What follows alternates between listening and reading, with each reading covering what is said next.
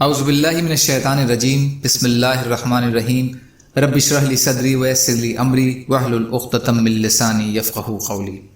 ریاض الصالحین دوسرا حصہ، دکھاوے اور ریاکاری حرام ہونے کے بیان میں حدیثیں۔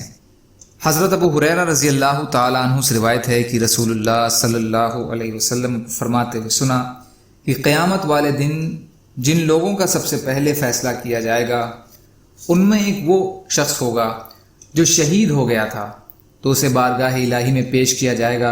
اللہ تعالیٰ اسے اپنی نعمتیں یاد کروائیں گے، وہ انہیں پہچانے گا۔ اللہ تعالیٰ فرمائیں گے تو نے ان کی وجہ سے کیا عمل کیے؟ وہ عرض کرے گا میں نے تیری راہ میں جہاد کیا یہاں تک کہ شہید ہو گیا۔ اللہ تعالیٰ فرمائیں گے تو نے جھوٹ کہا، تو اس لیے لڑا تھا کہ تجھے بہادر کہا جائے، تو تجھے دنیا میں بہادر کہہ لیا گیا۔ اب اس کی بابت حکم دیا جائے گا اور اسے منہ کے بل گھسیٹا جائے گا اور جہنم میں ڈال دیا جائے گا۔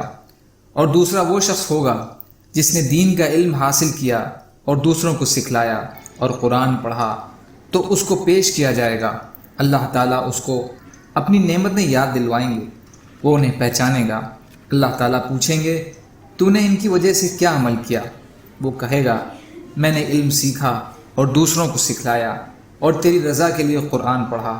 اللہ تعالیٰ فرمائیں گے تو نے جھوٹ کہا، تو نے تو علم اس لیے حاصل کیا تھا تاکہ تجھے عالم کہا جائے، اور قرآن اس لیے پڑھا تھا تاکہ تجھے قاری کہا جائے، تو بے شک تجھے دنیا میں ایسا کہہ لیا گیا۔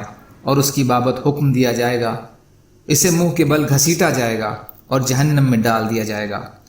اور تیسرا وہ شخص ہوگا جس کو اللہ نے کشادگی عطا فرمائی تھی اور اسے مختلف قسم کے مال سے نوازا تھا، تو اسے پیش کیا جائے گا۔ اللہ تعالیٰ اسے اپنی نعمتیں یاد کروائیں گے، وہ انہیں پہچانے گا۔ اللہ تعالیٰ فرمائیں گے تو نے ان کی وجہ سے کیا عمل کیا؟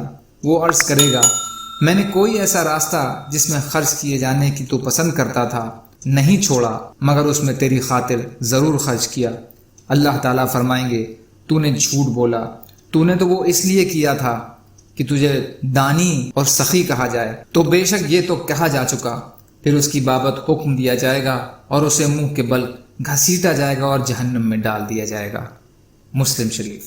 فائدہ اس میں ایک تو یہ معلوم ہوا کہ پہلے دکھاوا کرنے والوں کا محاسبہ ہوگا، دوسرا یہ کہ اخلاص کے بنا کوئی عمل قبول نہیں ہے، چاہے ظاہر میں وہ عمل کتنا ہی اچھا اور بڑا ہو، لیکن دکھاوے کی وجہ سے اس پر ثواب ملنے کی بجائے عذاب ہوگا اور اس کا کرنے والا جنت کی بجائے جہنم میں جائے گا۔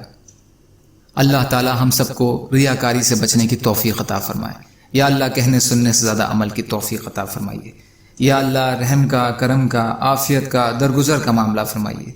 یا اللہ مظلوموں کی مدد فرمائیے۔ ہم سب کو اپنی استطاعت کے بقدر اپنا حق ادا کرنے والا بنائیے۔ سبحان اللہ و بحمدہ، سبحانک اللہم بحمدک، اشہد ان لا الہ الا انت، استغفرک و اتوب الیک۔ سبحان ربک رب العزۃ عما یصفون وسلام علی المرسلین والحمد للہ رب العالمین، برحمتک یا ارحم الراحمین، لا الہ الا اللہ، محمد رسول اللہ۔ والسلام علیکم۔